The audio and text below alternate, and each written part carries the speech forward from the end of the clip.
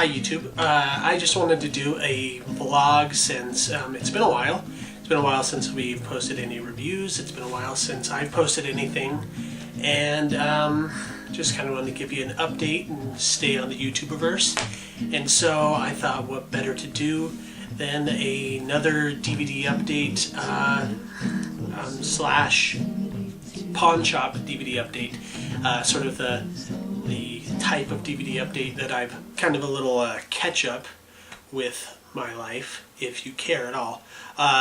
As you may tell from my purple walls, I have moved. I live in a new location now, which is good for me, and good for me making videos because I had very loud neighbors where I used to live, and I was not able to record at home very often because of it. I had to find very specific times and places in that old house that I could do videos from home. But now, since I don't have an upstairs neighbor or a downstairs neighbor, I can record from my room easily and accessibly, and so hopefully there'll be more of that. Two, you may be able to tell I sound a little different in the nose region. If you've been following my channel for a while, I think one of the staples of the Videoclerks is my stuffy nose and me doing this a lot. Hopefully that will not occur anymore. I've recently had a nasal surgery just last week, and I'm technically in the recovery of that, though I'm doing just fine. So some of the reasons why you haven't been seeing us very much, and Christopher being shipped back and forth to different Hastings, so we'll have a show for you next week with some reviews coming up, specifically our review for 30 Minutes or Less, which we are both very excited to see. So I'll just go on now with the DVD update. Now, as you know, I travel to different pawn shops around my town quite often and try and pick up DVDs for deals. And this time is a little bit different because instead of just buying DVDs cheaply as they sell them, I actually had a stack of DVDs, a pretty hefty stack, something like that, 12 DVDs or more of stuff that I wanted to trade in, stuff that I didn't need anymore, or stuff that I upgraded to Blu-ray. I just recently bought the Stanley Kubrick box set, so any of the old Kubrick stuff that I had, I traded in, and Taxi Driver and a few other ones that I upgraded to Blu-ray, and there were some documentaries and some movies that I just knew I'd never watch again. So I figure, you know, I have too many movies as it is, and I need to make space, so why not just trade them in? The way pawn shops work around here is that you can trade in 2 DVDs for 1 and 2 Blu-rays for 1, which is not too bad. Actually, it's a better value than just trying to get cash. So I'll just kind of show you what I got in that. The first pawn shop I went to is I call it the classy pawn shop here in town. It's called Shamrock Coins and Jewelry or something like that. And they actually organize their DVDs for you in alphabetical order, sort of, at least put them in the right letter. And so you can kind of find out what you're looking for faster and more efficiently there, but their selection is not as extensive. But I did find one pretty rare find that I was pretty happy with, and that is Akira on DVD. Now, I've never seen this movie sold for less than $25 because I guess it's still considered an import, and you can never really find it for cheap. If you get the Blu-ray, it's $50. I've never seen it less than that, unless it was used, and I've never seen it used, and I almost never see the DVD anywhere anymore. So I bought this for $3. Obviously, it's probably not as good as the Blu-ray, probably doesn't have as many special features, but for $3, it was a good find, and I was pretty happy to find it. But unfortunately, that's the only thing I found at Shamrock, which took me to my favorite pawn shop, the scary one with the gimp. And I traded in most of my trade-in stuff for some things. Now, I did have some Blu-ray that I was able to trade in because of that Kubrick set that I bought. I did have some individual Kubrick Blu-rays, and then I had this John Mayer thing that I got as a Christmas gift from work that I wanted to trade in.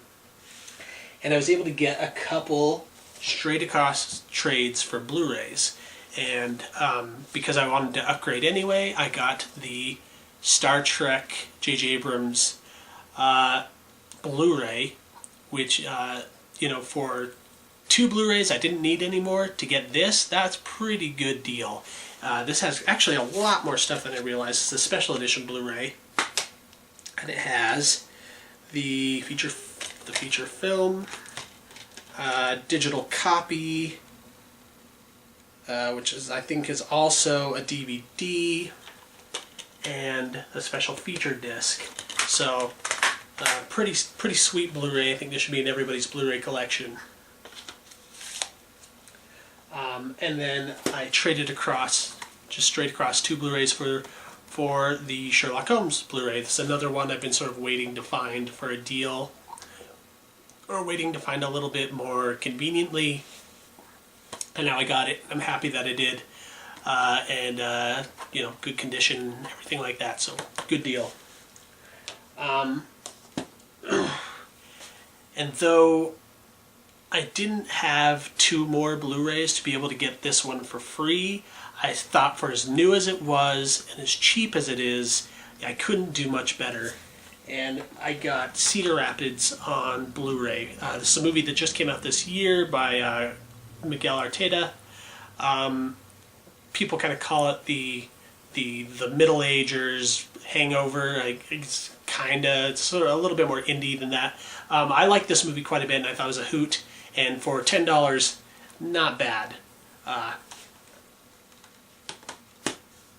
Now for the rest of these are the DVDs that I traded in straight across. So I had 12 DVDs, and I was able to get 6 DVDs for free of my choice. And this is what I was able to find. So kind of funny. One of the DVDs that I traded in was a small digipack digital copy and DVD of Independence Day that I bought for like $1 back when a media store closed down in my town a couple years ago. And I always sort of was bummed out that I bought that version of Independence Day, because I love Independence Day as a movie, and I always knew there was better versions, but it was so cheap I just kind of bought it. And then I eventually upgraded to the Blu-ray when the Blu-ray of Independence Day came out. And then I realized that that's still not the best version you can get. If you're looking for pure special features and loaded DVD extras, the Blu-ray, actually, there's a lot of stuff that's not on there that's on this 5-star collection. So I actually traded in that Blu-ray and the small digital copy digipack version in this stack to get this version of Independence Day, which in my opinion is still the best version you can buy. Probably not as good of video quality as the Blu-ray, but it's the 5-star collection, which I've showcased before. It's kind of a strange distribution 20th Century Fox thing.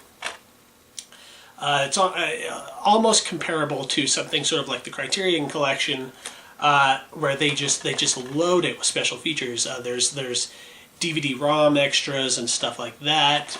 There's like 3 different documentaries on here, a 33 documentary by HBO that was not on the Blu-ray. So if you have the Blu-ray and you think you have the best version of Independence Day out there, you're incorrect. If you're just looking for pure loaded special features, you get more from this DVD release, the 5-star collection. And I was able to find that and was pretty happy that I did. Another one that I bought is Oliver Stone's The Doors. It's not much to say here. I just like this movie, and it's should be in everybody's collection. Again, it's a 2-disc set released by Artisan, and it's a pretty slick movie, and I enjoy it. And then for the rest of these, they're just kind of DVDs that have never been in my collection that just probably should be.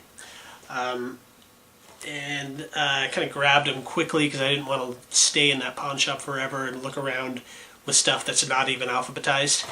But I was able to find some stuff that I was happy with.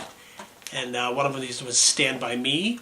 Nothing, too great about this edition. I mean, it's the regular DVD edition that you can get now. But there's a pretty decent amount of special features. It's in widescreen, and it's definitely a good movie.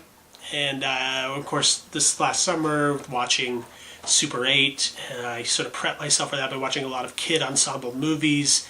One of them being Stand By Me and Sandlot and Goonies. And if you're a fan of Super 8 and you've never seen Stand By Me, I say definitely check it out. Willow is another one I just never owned. I've seen it 1,000 times. It was one of my favorite movies as a kid, but for one reason or another, I just never picked it up. And it was there. It was in good condition, so I decided to buy it. It's directed by Ron Howard, written story by George Lucas. It's kind of Ron Howard doing his version of a Lucas, kind of like he's working under George Lucas's wing. So it feels very much like a Lucas movie. It feels in direction. It feels a little bit sort of like Star Wars, where it does the the Kurosawa scene wipes and stuff like that Lucas liked to do. And it's a great movie, great fantasy movie. And if you've never seen it, it's definitely one to see. And lastly, I bought or traded in Blazing Saddles by Mel Brooks. Again, just another classic that I didn't own. I have seen it. I like it a lot. It's very funny. This is the 30th anniversary special edition, so it has a decent amount of special features as well. That's all on one disc. It should be in everyone's collection. If you're a fan of comedy, if you're a fan of spoof comedy, especially if you're a fan of Mel Brooks, who I think is better than your average spoof people. I mean, we won't even talk about Aaron Seltzer and those losers nowadays that make spoofs. This is the OG, the good stuff. And a lot of people think that Blazing Saddles is still his best movie. I would personally say that his best movie is still Young Frankenstein, which it's hard to find. I actually don't own that yet. But this one's pretty good too. So there you go. That's my Pawn Shop DVD update number 3. I think this is the 3rd one I've done. I just wanted to tell you guys I'm still alive. I'm still here. We're still here, the Videoclerks. We will have more reviews next week, and just keep watching and commenting and subscribing and doing all that good stuff. So, talk to you later.